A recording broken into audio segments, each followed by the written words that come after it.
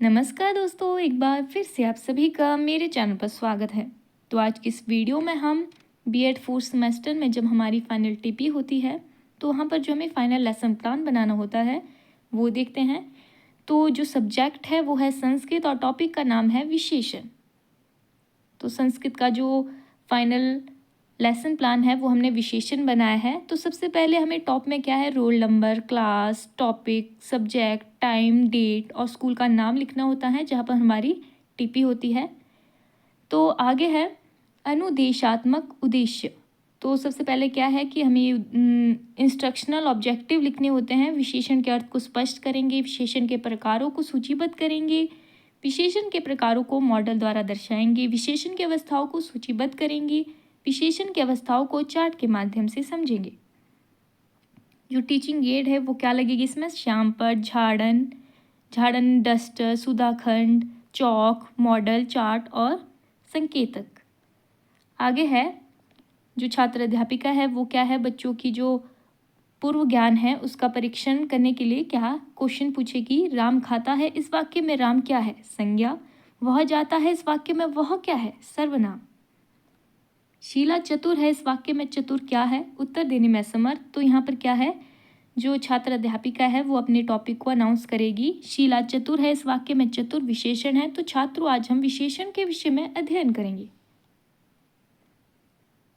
विशेषण टॉपिक जो अनाउंस कर दिया हमने, तो अब हम इसे ब्लैक बोर्ड पर लिखेंगे। तो उस विकारी शब्द को विशेषण कहते हैं जिससे किसी की विशेषता का अर्थबोध होता है, अर्थात संज्ञा या सर्वनाम की विशेषता बताने वाले शब्दों को विशेषण कहते हैं।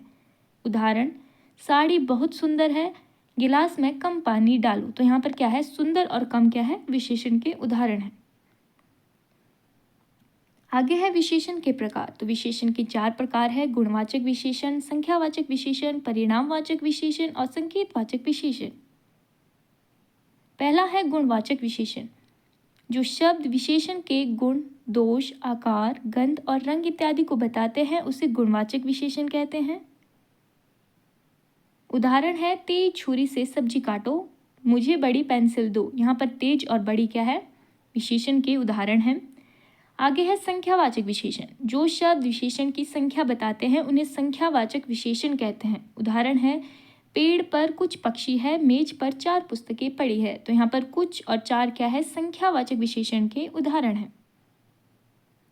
आगे है परिणामवाचक विशेषण। जो शब्द विशेष्य की मात्रा, नाप तोल इत्यादि बताते हैं उन्हें परिणामवाचक विशेषण कहते हैं। उदाहरण, 2 मीटर कपड़ा दीजिए, थोड़ा आटा ले आओ। यहाँ पर 2 मीटर और थोड़ा क्या है, परिणामवाचक विशेषण के उदाहरण हैं।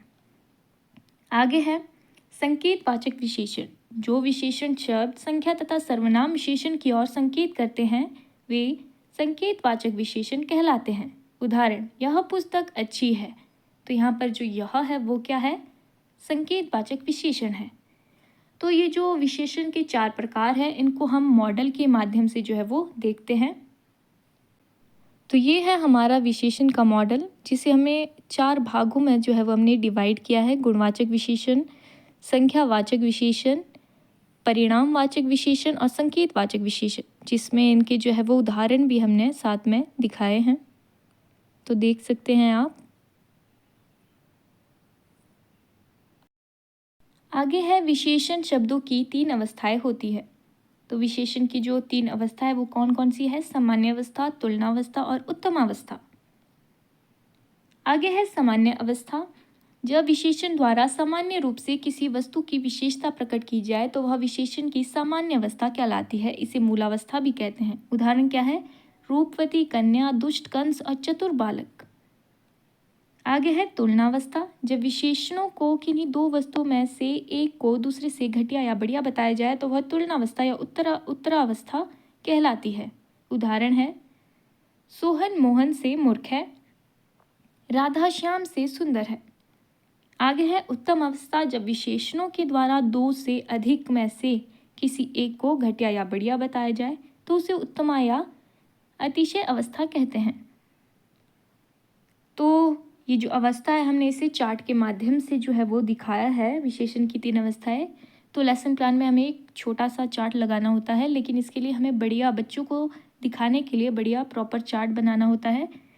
तो ये जो है वो हमने चार्ट बनाया है। तो यहाँ पर विशेषण की 3 अवस्थाएं दिखाई गई है, सामान्य अवस्था, तुलनावस्था और उत्तम अवस्था, और उसके नीचे उदाहरण दिए गए हैं। तो ये था हमारा चार्ट। आगे है, उत्तम अवस्था को प्रकट करने के लिए विशेषण शब्दों के अंत में तम प्रत्यय जोड़ा जाता है।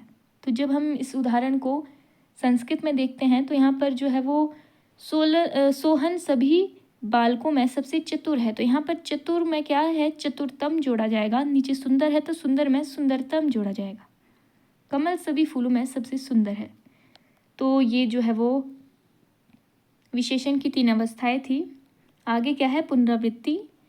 तो छात्रों, आज हमने विशेषण के विषय में अध्ययन किया। संज्ञा या सर्वनाम की विशेषता बताने वाले शब्दों को विशेषण कहते हैं। विशेषण के 4 प्रकार है, गुणवाचक, संख्यावाचक, परिणामवाचक और संकेतवाचक। विशेषण की 3 अवस्थाओं, सामान्य अवस्था, तुलनावस्था तथा उत्तमावस्था का उदाहरण सहित अध्ययन किया। आगे क्या है, बच्चों का मूल्यांकन करेंगे कि उन्हें कितना समझ आया, विशेषण किसे कहते हैं, विशेषण के कितने प्रकार हैं, विशेषण की कितनी अवस्थाएं हैं। गृह कार्य में क्या है, हमें ब्लैक बोर्ड पर जो है वो बच्चों को गृह कार्य देना होता है। तो ये था हमारा संस्कृत का फाइनल टीपी का जो फाइनल लेसन प्लान। तो आज की वीडियो में हम इतना ही देखते हैं, मिलते हैं ऐसी एक नई वीडियो के साथ।